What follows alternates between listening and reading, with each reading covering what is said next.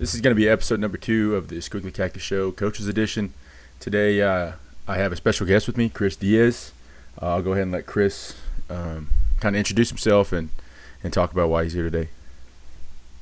Yo, what's going on? This is Coach Diaz. My full name's Christopher Diaz. I graduated from Elida in 2019. I was assistant coach 3 years ago, and now I'm a head coach there in Elida for the varsity boys. This is my second year in a row being their head coach, and glad to talk to another fellow coach about whatever he has to offer. So Perfect, man. down to do this. So just as a basics, I think that I'm kind of gonna have certain questions that I ask every coach, but I think that the easiest one to ask for everybody is, what made you want to be a coach? Main thing, I get that a lot. Main thing I always tell everybody is I knew I wasn't good enough to play like at a college level, but I never like wanted to leave the game because I loved the game too much to just be like, oh, I'm done after my senior year. So like obviously the next best thing is to get involved with coming back and helping your team or coming back and being assistant coach like I did. So I mean, I guess the basic answer is just love the game too much to just abandon it after my senior year. Um, and I mean, obviously, stay watching it. I stayed in touch even after senior year, seeing um, like state tournaments, district tournaments, and standings and all that. But I didn't like to just sit there and not be a part of it, and if it makes a lot of sense. Yeah, no, for sure. I think a lot of us coaches kind of have the same background as that. There's some coaches that go off to play college, whatever it may be, but me as well. I didn't think I could go to the next level and just didn't want to give up on the game. So, I mean, I think a lot of us can relate to that. Next question would be, what makes you get up each morning? What drives you to be the best coach you can be? So, I mean, obviously, to state the obvious, it's still a job. You don't ever want to just go to, get a job and not go every day and put in the work and put in the hours. But it's also a job I like because I also teach there at the school. And, you know, I always have the mentality of when I don't want to go I'm not feeling it today. I always have the mentality to be like, well, if I'm not going to coach my kids, who's going to coach my kids? And I don't want somebody else coaching my kids, so that's what kind of be like, yeah, I gotta go, because in the sense they probably don't feel like they need me sometimes because the kids are going to be kids, but I like to feel like what wakes me up and gets the truck going all the way to Elida is, I hope they need me, and I don't want somebody else telling them something that I don't like, or and you build a connection to them, and you like kind of like seeing them at least 4 days a week. Probably not all 7, but like talking to them and seeing what their interests are and what's going on in their lives and stuff like that. Yeah, for sure. And like we said, you were a head coach. You've been a head coach. This is your second season being a head coach. Yeah, this is my second season. What's it like being a head coach, being so young, as far as early on in your coaching career, getting an opportunity to be a head coach? What's that like? To be straight up honest, I never anticipated being a head coach this early at 24. I thought, usually I'm going to sit behind a guy or, sit behind an older guy that's been doing it for a little bit and maybe learn from him. And then maybe when he retires, I'll step in. But I started out as assistant for sure. And, you know, it was pretty cool because when you're an assistant, all the pressure's not on you. You're just there to kind of liberate or,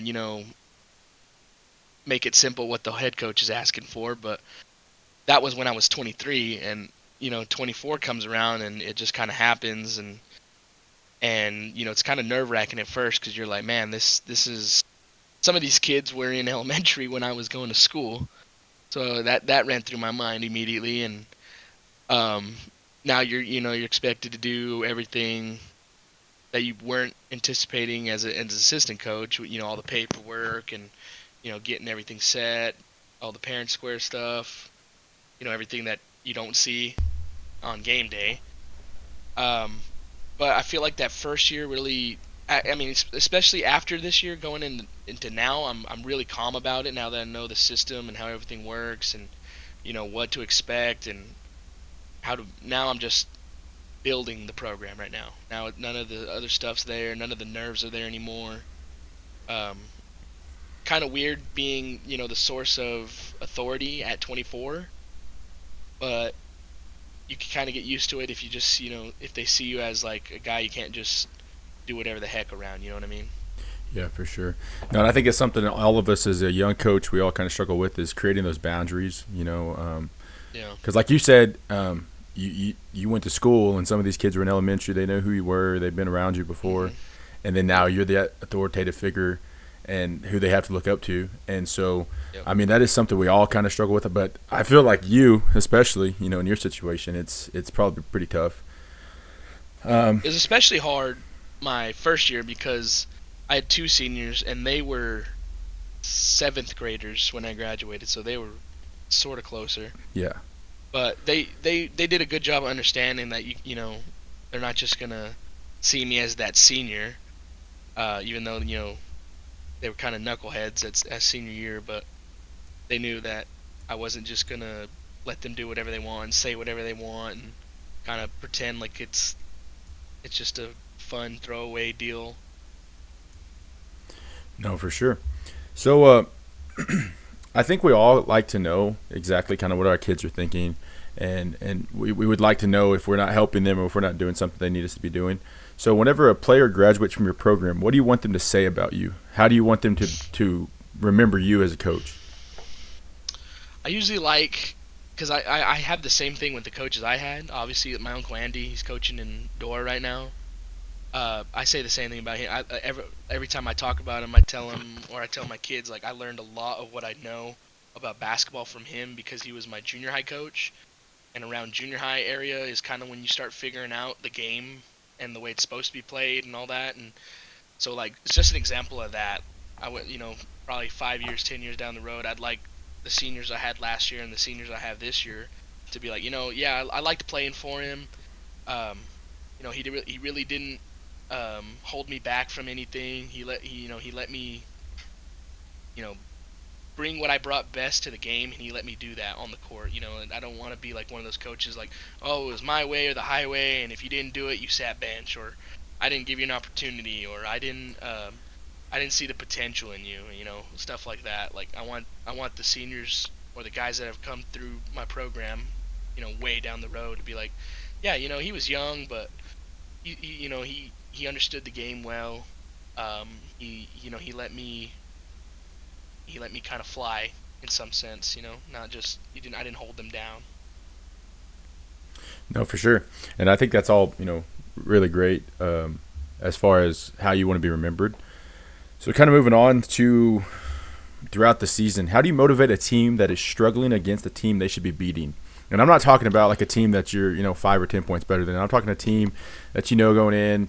We all play those teams every year where no matter what you're probably going to win, but you gotta focus on doing the right things. How do you motivate a team when they come out flat against a team like that?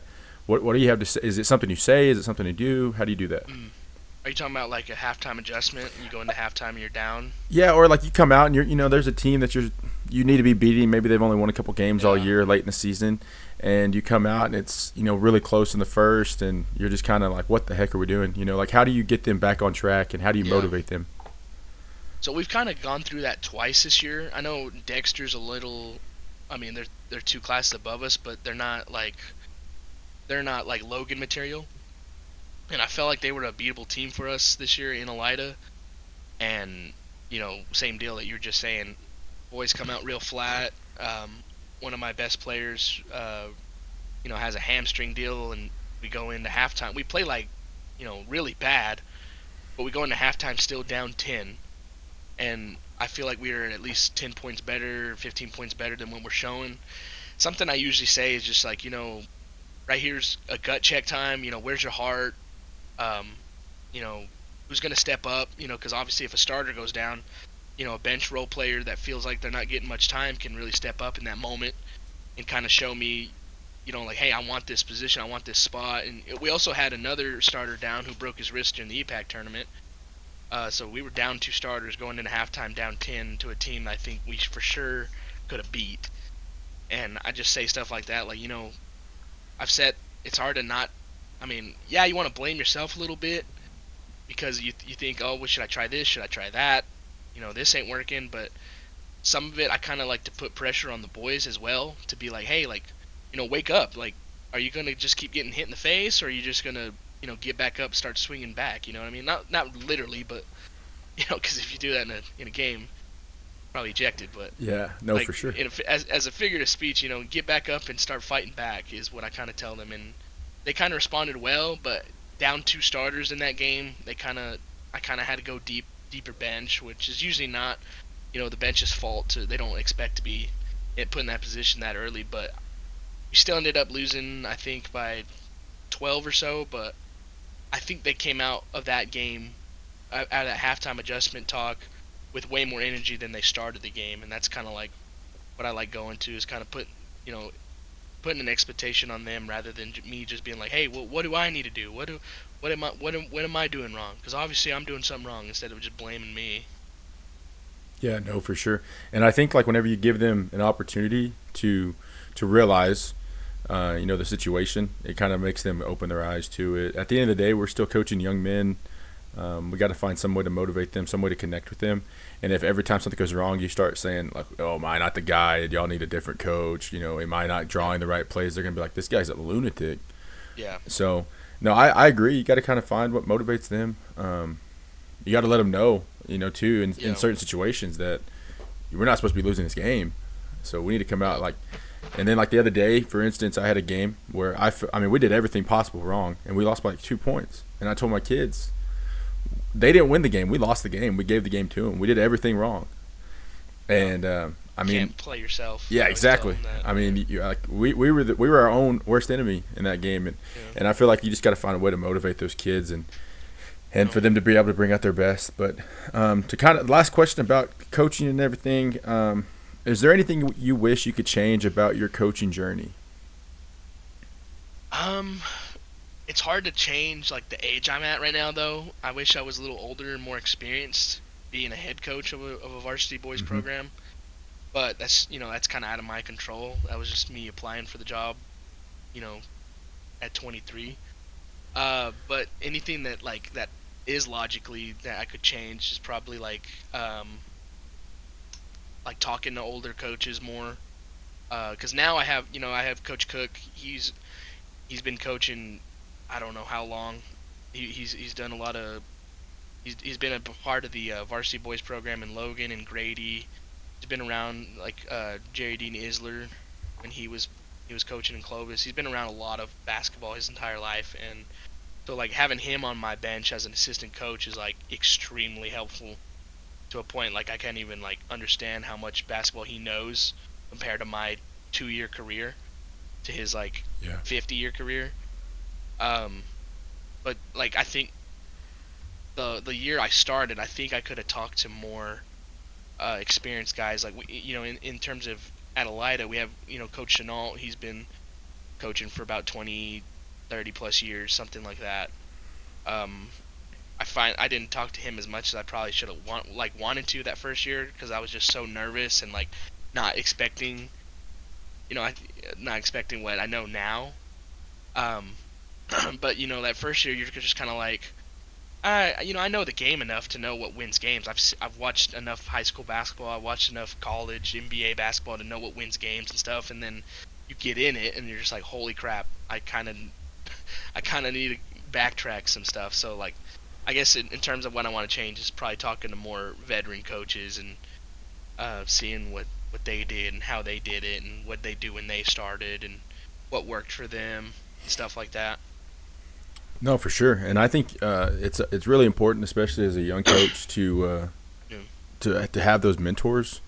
Yeah. And that's kind of nice about being an assistant. But once you get the keys, man, it's kind of like Yep. now I got to answer all these questions. I'm kind of Yep. fighting these battles that I have no clue how to fight.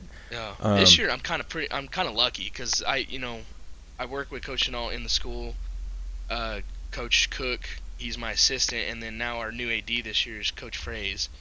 And between those three, that's insane basketball knowledge for and sure.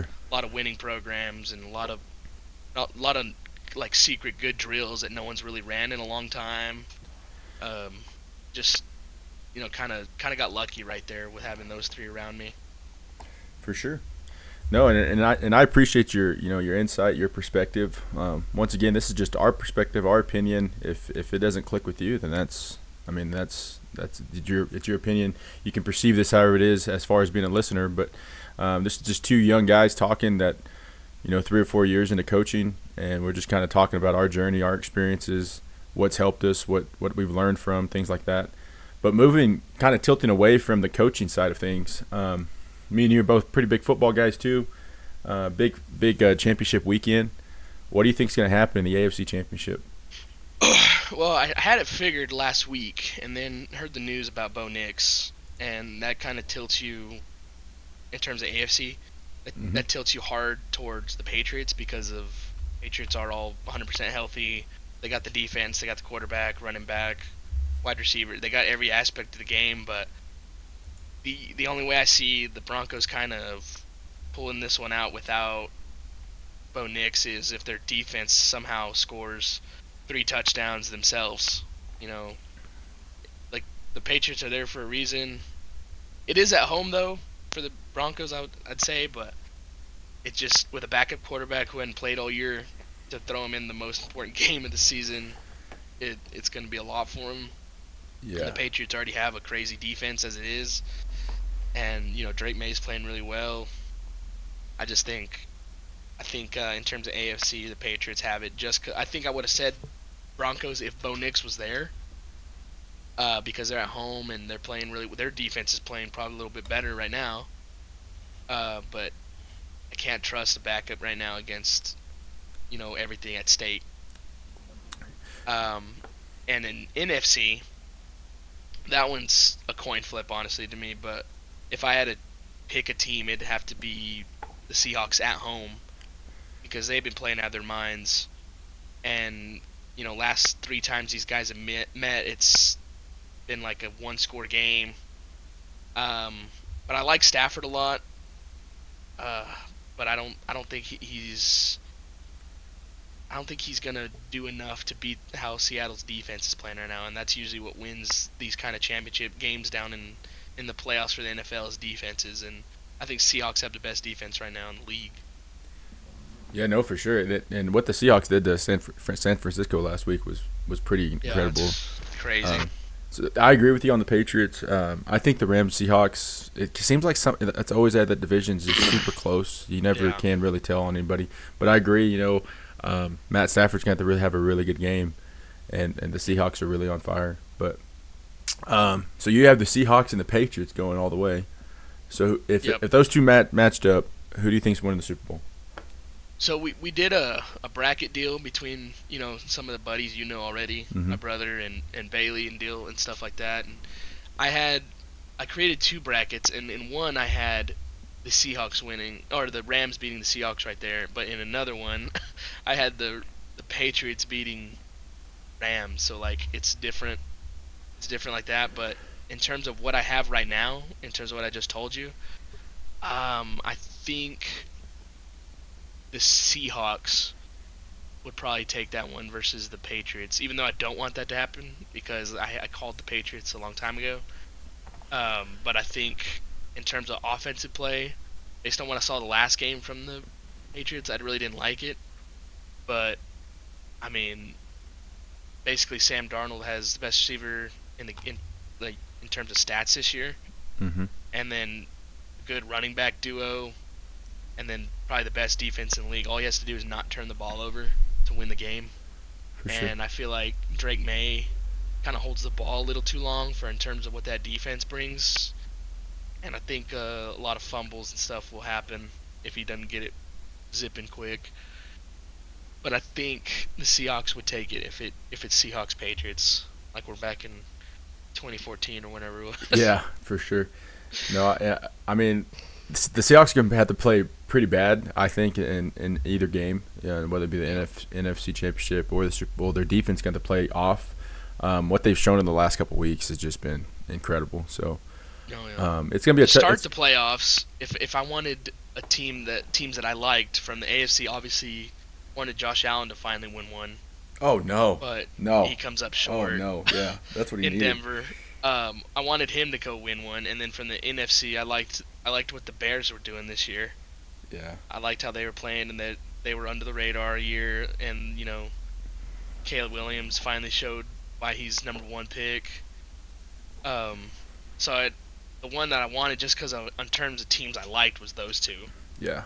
For sure. and they both go out, so I'm just like, man, now we're here. Yeah. Well, thank you for coming on my podcast. Thanks for giving some insight, kind of Yeah, no problem, man. to who you are. Another opinion out here. Like I said, I want this platform to just be kind of just young coaches talking ball, just Yeah. giving our experience, our insight, things we wish we could have known, things we do know, whatever it may be. Some of the struggles, some of the things that we all go through, and things like that. So I appreciate you coming on. Yeah, no problem, bro. See y'all later.